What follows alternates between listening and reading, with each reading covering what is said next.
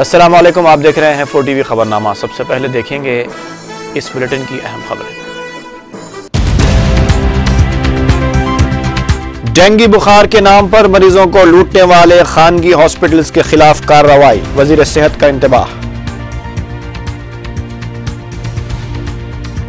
Collectors शख्सी तौर पर dengue से मुतासरा इलाकों के दौरे करें, चीफ मिनिस्टर की हिदायत। 1 नवंबर को यौम दगाबाजी मनाने से बीजेपी का इनकार, जंजीरी भूख हड़ताल में शिरकत का फैसला।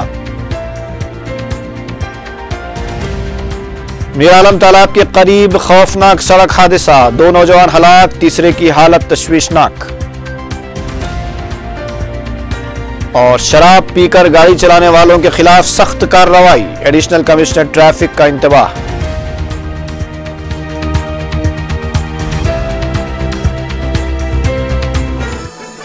और अब खबरों की तफसील।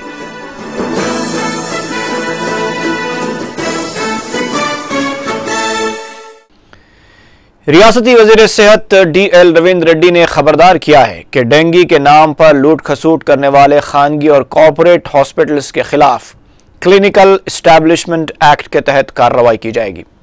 वजीर सेहत ने मीडिया से बात करते हुए कहा कि आम बुखार को भी डेंगू करार देते हुए हजारों रुपए वसूल किए जा रहे हैं, जबकि हुकूमत के कवायद के मुताबिक डेंगू के मरीजों को फौरी तौर पर बड़े सरकारी दवाखाने से रुजू किया जाना चाहिए, लेकिन खानगी दवाखानों की जानिब से अवाम को लूटा जा रहा है, जिसका सख्त नोट लिया जाएगा।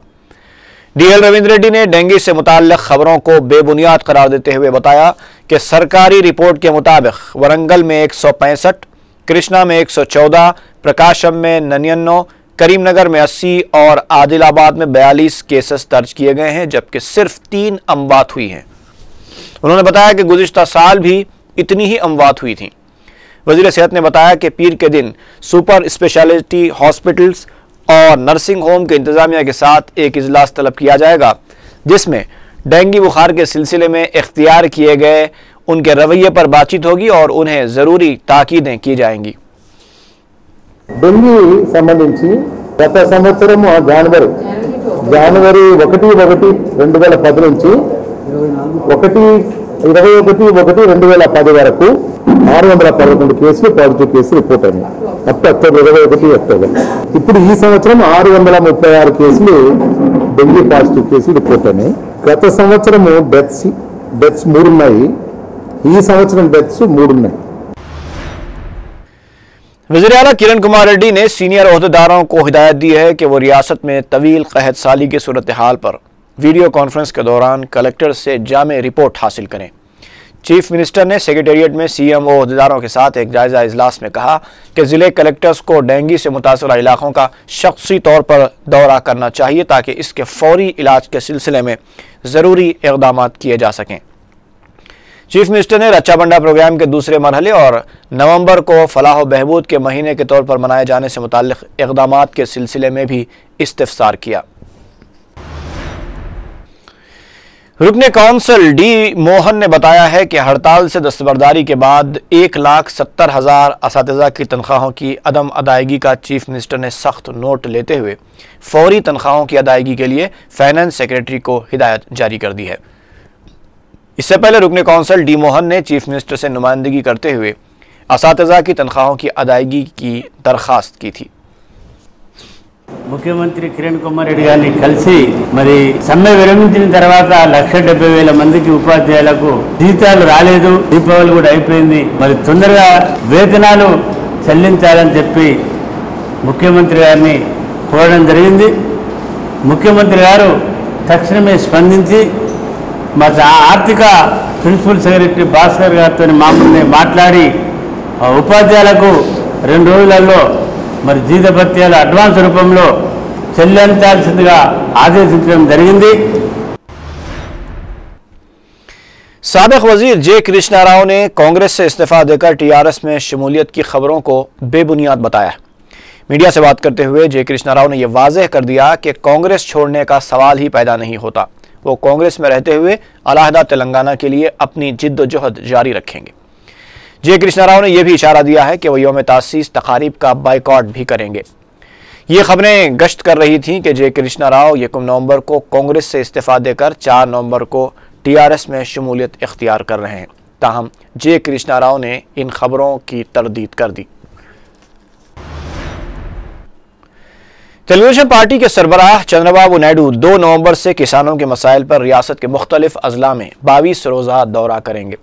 एनटीआर ट्रस्ट भवन में मीडिया से बात करते हुए चंद्रबाबू नायडू ने कहा कि रियासत में 37 लाख एकड़ पर मुहित फसलों को नुकसान पहुंचा है, लेकिन हुकूमत किसानों के मसाइल और उनको दरपेश मुश्किलात को नजरअंदाज कर रही है। चंद्रबाबू नायडू ने कहा कि रियासत में 16 अजला में तकरीबन 700 मंडल खुश्क साली और कहत का सामना कर रहे हैं।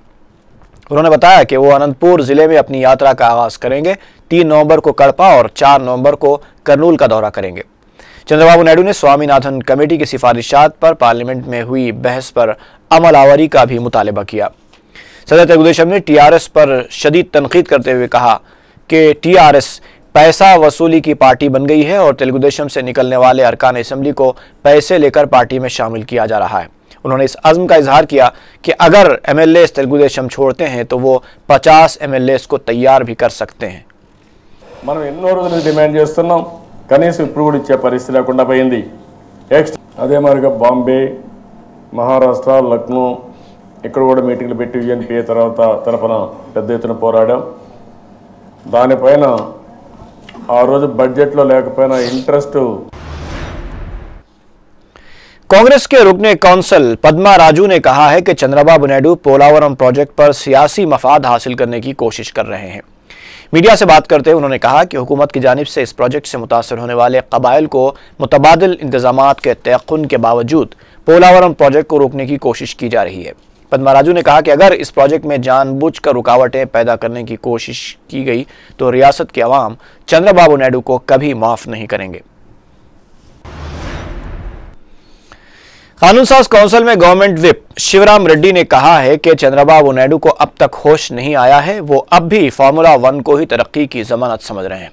मीडिया से बात करते हुए उन्होंने कहा कि चंद्रबाबू नायडू मुसलसल बदउनवानियों का राग अलाप रहे हैं और कांग्रेस कायदीन को बदउनवान करार दे रहे हैं, जबकि हकीकत यह है कि उनके दौर में जो बदउनवानियां फैली थीं वो अब तक जारी है।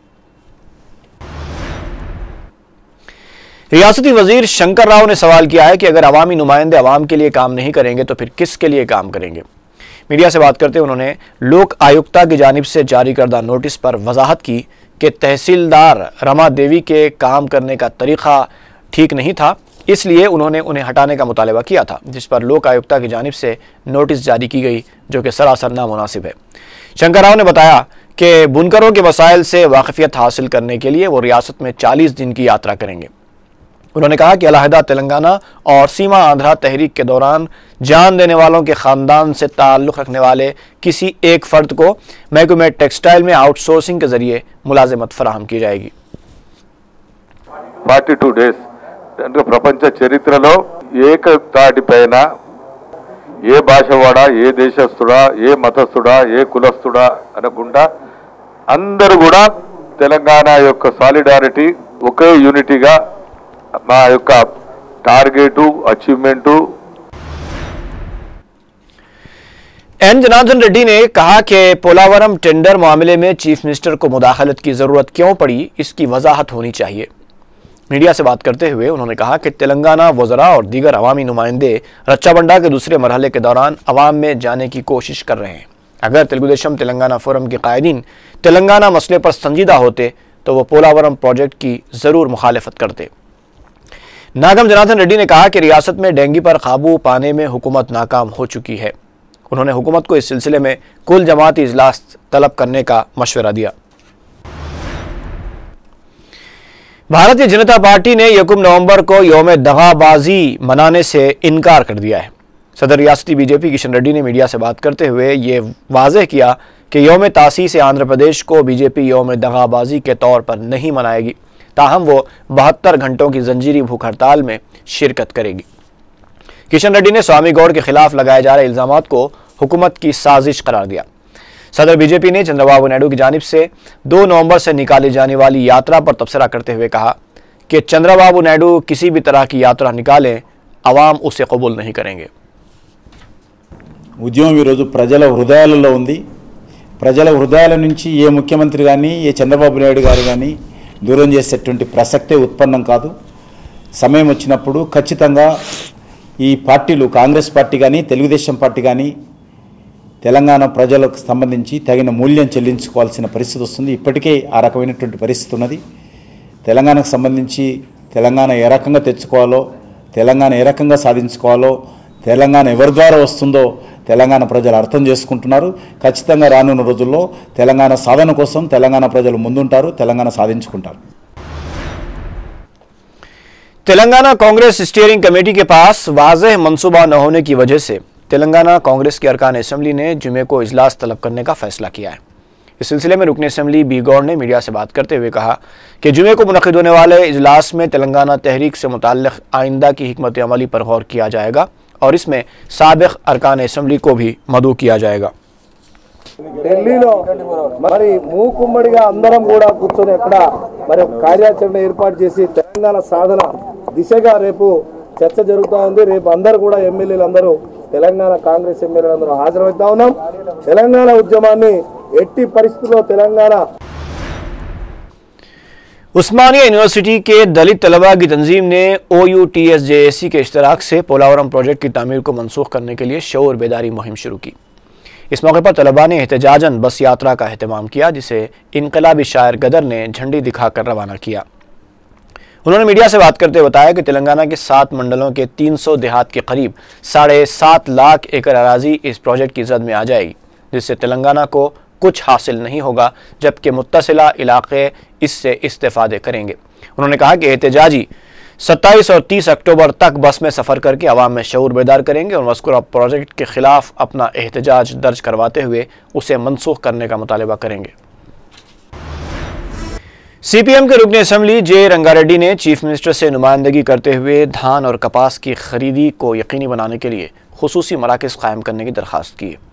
बाद में मीडिया से बात करते हुए रंगारेड्डी ने कहा कि रियासत में किसान पहले ही कहत और आम हड़ताल से परेशानियों का सामना कर रहे हैं। ऐसे में अगर उनकी पैदावार को ख़रीदा नहीं गया तो वो मज़ीद परेशान हो सकते हैं। उन्होंने कहा कि हुकूमत को चाहिए कि धान और कपास की फौरी अक़ल तरीन कीमत पर खरीदी की जाए। हरदिल अजीज कायद अकबरुद्दीन ओवैसी हज बैतुल्लाह की अदायगी के लिए चंद दिनों में सफ़र मुक़द्दस पर रवाना होंगे। इस सिलसिले में दारुस्सलाम में तकरीब गुलपोशी मुनक्किद हुई। सदर मजलिस बैरिस्टर असदुद्दीन ओवैसी ने सदारत की। अरकान असम्बली अहमद पाशा कादरी, मुमताज़ अहमद खान, अहमद बलाला, मौज़म खान, विरासत रसूल खान और अफसर खान ने कायद मजलिस की गुलपोशी की। इस मौके पर रुकन कौंसल, अरकान बलदिया और सरगर्म मजलिसी कारकुनों ने भी अकबर ओवैसी को फूल पहनाए।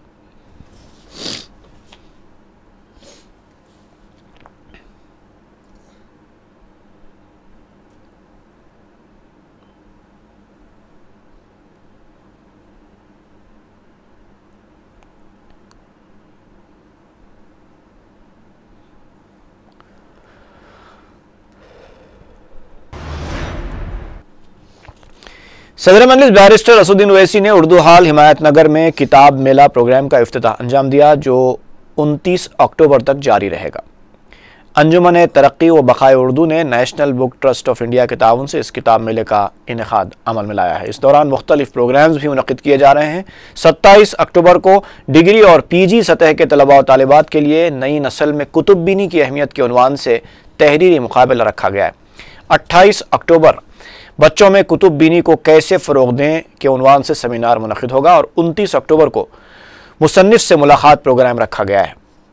इस किताब मेले में शहर के मशहूर पब्लिशर्स, बुक सेलर्स और मुसन्निफ़ीन की किताबों के स्टॉल्स कायम किए गए हैं। ये मेला 3 दिन मुसलसिल चलेगा, 27, 28, 29 अक्टूबर। और इस मेले में आज पहले दिन इफ्तिताह के बाद तहरीरी मुकाबले का इनेकाद अमल में लाया गया है। ये स्कूल लेवल, इंटर, डिग्री और PG लेवल तक इस मुकाबले में बच्चे हिस्सा लेंगे और इनको इनामात कल 28 अक्टूबर जो सेमिनार के बाद इनमें इनामात तकसीम किए जाएंगे। और तीसरे दिन मुसन्निफ़ से मुलाकात प्रोग्राम के तहत शहर के मशहूर मुसन्निफ़ीन को मदऊ किया गया है, जिनसे इंटरेक्शन किया जाएगा। DIG गोपीनाथ रेड्डी ने चंचलगुड़ा सेंट्रल जेल के अहाते में कंप्यूटर सेक्शन का इफ्तिताह अंजाम दिया। इस मौके पर मुतल्लिक़ा महकमे के दीगर ओहदेदार भी मौजूद थे।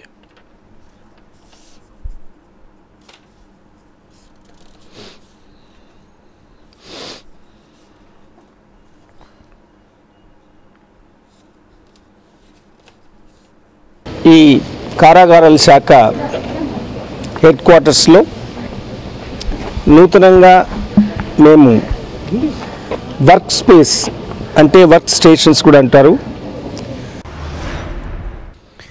दक्कन मेडिकल कॉलेज के सालाना स्पोर्ट्स तकारीब का इफ्तिताह अमल में आया है। Deccan college of medical sciences और उससे मुल्हक इदारा जात के मैनेजिंग डायरेक्टर और कायद मुखन्ना अकबरुद्दीन ओवैसी ने इस एक हफ्ता तवील मुकाबलों का इफ्तिताह किया।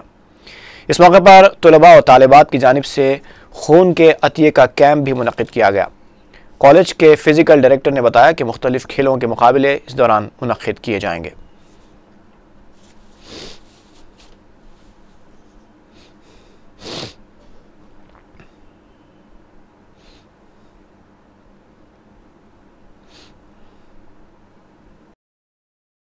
हमारे कॉलेज डेक्कन मेडिकल कॉलेज का सालाना इवेंट है। इसका नाम है माइटोसिस यूफोरिया और ये 2007 बैच की तरफ से ऑर्गेनाइज़ किया गया है। यहाँ पे हम लोगों ने ब्लड डोनेशन कैंप भी रखा है और यहाँ पे सारे स्टूडेंट्स और प्रोफेसर सारा स्टाफ भी ब्लड डोनेट करने वाले हैं और ये सिकल सेल और थैलेसीमिया सोसाइटी को जाने वाला है ये खून। और DCMS में पहली बार ये ब्लड डोनेशन कैंप हो रहा है और हमें बहुत खुशी है कि बहुत सारे स्टूडेंट्स अभी यहाँ पे मौजूद हैं और जनाब अकबरुद्दीन ओवैसी साहब भी आए थे, चीफ गेस्ट थे वो हमारे इवेंट के। अभी हमारे इवेंट्स हैं सारे स्पोर्टिंग इवेंट्स रहने वाले हैं जैसे कि बास्केटबॉल, फुटबॉल, क्रिकेट की हमारी टीम बहुत ही मशहूर है और बास्केटबॉल की टीम भी नेशनल लेवल पर हर साल जीतती है और गर्ल्स के भी सारे इवेंट्स हैं और कल्चरल इवेंट्स जैसे कि जायका डेक्कन है। मीरालम तालाब के करीब रात देर गए खौफनाक सड़क हादसे में 2 नौजवान बरसरे मौका हलाक हो गए जबकि तीसरा नाजुक हालत में जेर इलाज है। 16 साला सतीश, 14 साला मधु और 16 साला आनंद मोटरसाइकिल पर तेज रफ्तारी से जा रहे थे कि उनकी गाड़ी बेकाबू होकर रोड डिवाइडर से टकरा गई, जिसके नतीजे में सतीश और आनंद मकाम हादसे पर ही हलाक हो गए। 14 साला मधु खानगी दवाखाने में जेर इलाज है। ये तीनों शराब के नशे में धुत थे। उनके अफराद खानदान ने बताया कि दीपावली के मौके पर इन तीनों ने, जो आपस में रिश्तेदार भी हैं, शराब नोशी की और मोटरसाइकिल लेकर निकल गए। तेज रफ्तार और आलम मदहोशी के नतीजे में यह अफसोसनाक हादसा पेश आया। एडिशनल कमिश्नर ट्रैफिक CV आनंद ने शराब पीकर गाड़ी चलाने वालों को सख्त कार्रवाई का इंतबाह दिया है। WHO की जानिब से ट्रैफिक हादसात के इंसदाद के लिए 2 रोज़ा वर्कशॉप से खिताब करते हुए CV आनंद ने कहा कि शराब पीकर ड्राइविंग करने वाले अफराद को अदालत में पेश किया जाएगा।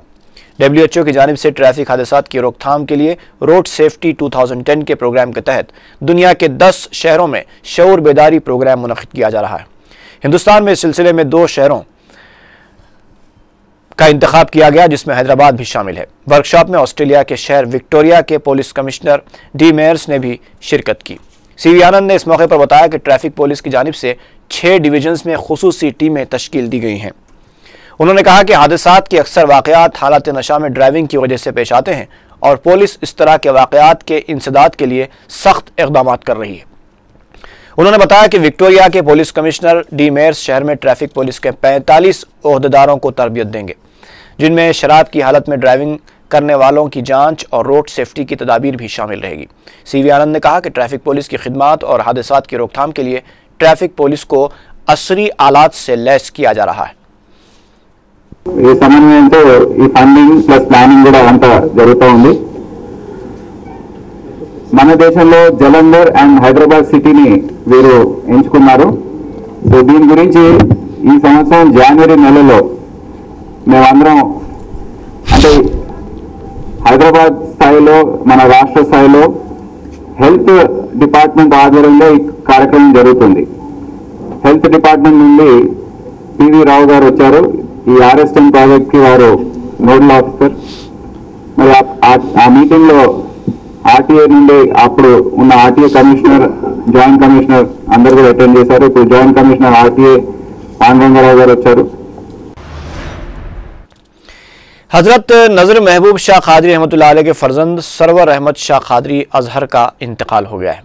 तदफीन बरोज़ जुमा बाद नमाज फ़ज्र अहाता दरगाह हजरत नज़र महबूब शाह कादरी वाक़े D पोचमपल्ली मंडल खुतबुल्लापुर में अमल में आएगी। हजरत मोइजुद्दीन कादरी मुल्तानी के फर्जंद हकीम सैयद मुजफ्फरुद्दीन सईद कादरी मुल्तानी का जुमेरात को इंतकाल हो गया। नमाज जनाजा बाद नमाज जुमा मक्का मस्जिद में अदा की जाएगी और तदफीन तकिया रोशन दिल याकुतपुरा में अमल में आएगी।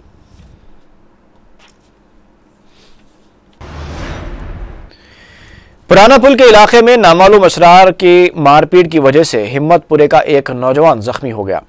जुबैर फारूकी नामी नौजवान कारवान से अपने मकान वापस हो रहा था कि पुराना पुल के करीब ठहरे हुए एक ग्रुप से उसकी किसी बात पर मामूली सी बहस व तकरार हुई, जिसके बाद अशरार के इस ग्रुप ने जुबैर पर हमला करके उसे शदीद जख्मी कर दिया। इत्तला मिलते ही मजलिसी अराकीन बलदिया जाकिर बाकरी और मुकर्रम अली वहां पहुंच गए और जख्मी को असरा दवाखाने मुंतकिल किया। डीसीपी साउथ जोन भी दवाखाना पहुंचे और अशरार के खिलाफ कार्रवाई करने का तयक़ुन दिया।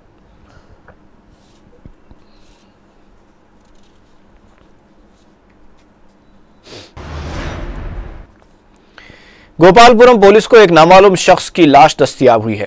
सब इंस्पेक्टर शिवशंकर ने 4TV से बात करते हुए बताया कि जुमेरात की सुबह सिकंदराबाद के ओलिफेंट ब्रिज के पास नामालूम शख्स की लाश पड़ी हुई थी, जिसका ताल्लुक मुस्लिम फिरके से हो सकता है। पुलिस ने दफा 174 के तहत एक केस दर्ज करके लाश को पोस्टमार्टम के लिए गांधी हॉस्पिटल मुंतकिल किया।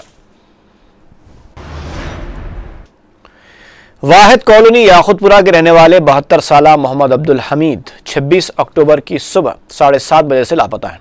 उनकी दिमागी हालत ठीक नहीं है। किसी को नजर आ जाए तो ख्वाहिश की गई है कि रैन बाजार पुलिस को इत्तला दी जाए।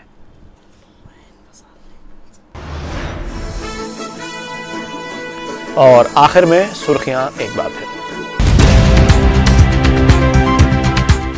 डेंगू बुखार के नाम पर मरीजों को लूटने वाले खानगी हॉस्पिटल्स के खिलाफ कार्रवाई, वजीर सेहत का इंतबाह।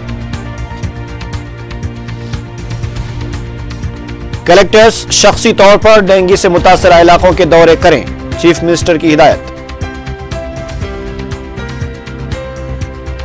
1 नवंबर को यौम दगाबाजी मनाने से बीजेपी का इनकार, जंजीरी भूख हड़ताल में शिरकत का फैसला।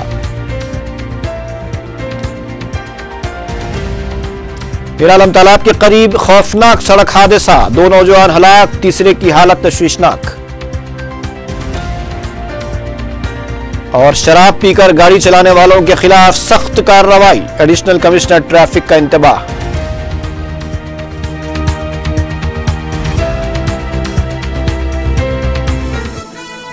खबरनामा खत्म हुआ, इजाजत दीजिए, अल्लाह हाफिज।